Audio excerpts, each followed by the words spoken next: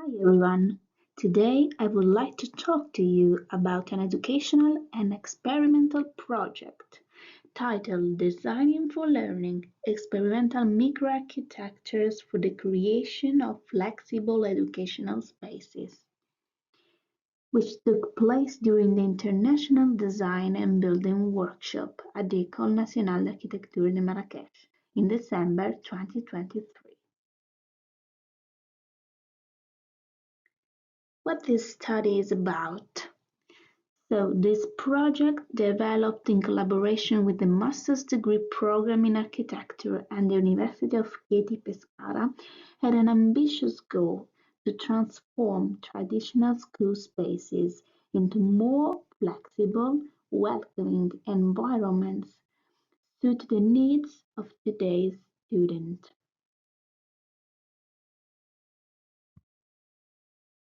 Today's presentation is divided in 5 parts. The first is the impact of the pandemic on school spaces.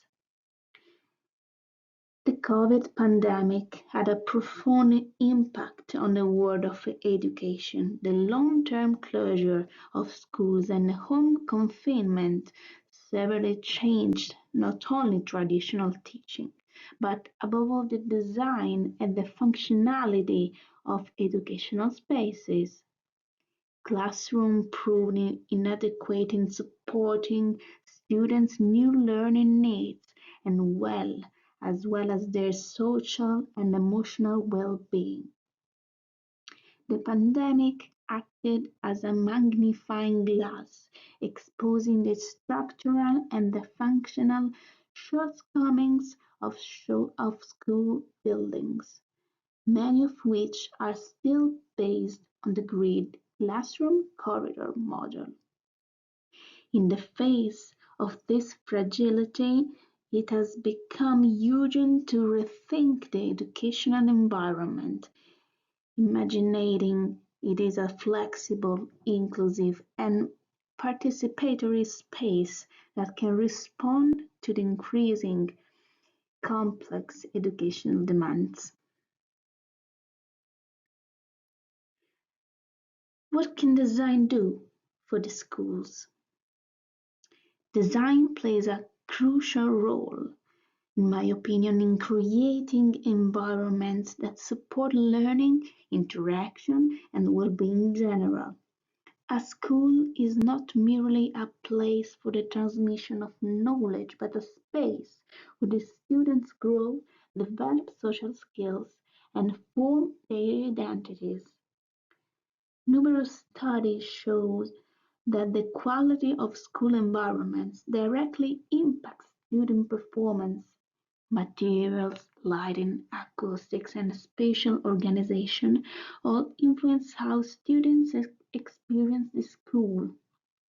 For these reasons, countries like Australia, UK, Portugal have launched national programs to innovate school infrastructure. However, these innovations remain marginal, largely due to insufficient investments. Our project addresses this gap, proposing a concrete, low-cost model that allows school spaces to become more livable and stimulating even with limited resources.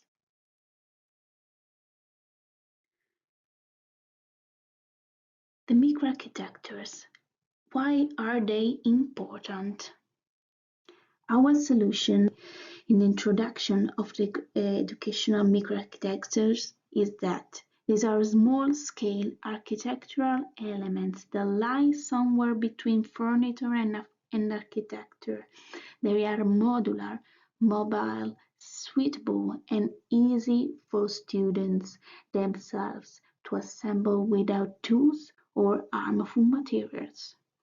Microarchitectures are designed to reshape school spaces, creating new corners for reading, group work, rest, or exploration. They can influence lighting, acoustics, and above all the perception of space by students. They are not just functional objects, They are educational tools.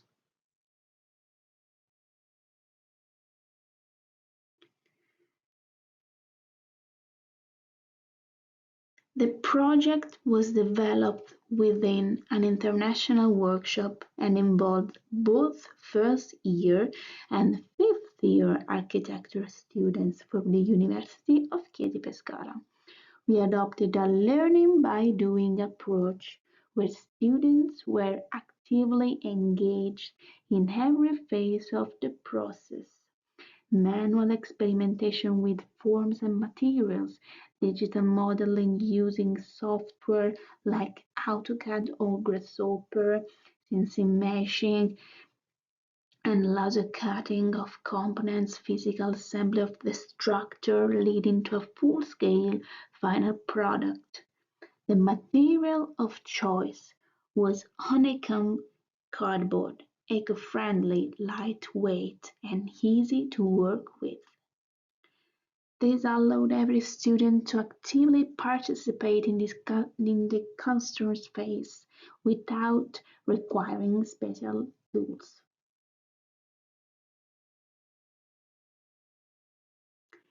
The final result was a cubic pavilion, 3 meters four side, entirely designed and built by the students. It was later exhibited to the public during the 4041 Researchers' Night. This experience is a perfect example of ephemeral architectures, temporary structures designed to transform a space for a limited time. And in this temporariness lies their strength. These microarchitectures activate the space, change how it is perceived, and encourage exploration, interaction, and creativity. They become tools for reinventing the relationship between students and their environment, helping young people feel more engaged and in control of their learning spaces.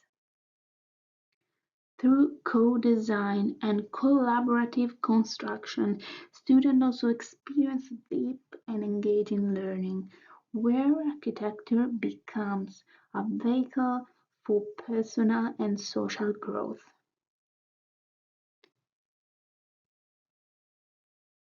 In conclusion, the Designing for Learning project shows us just how essential it is to rethink school spaces through the lens of design.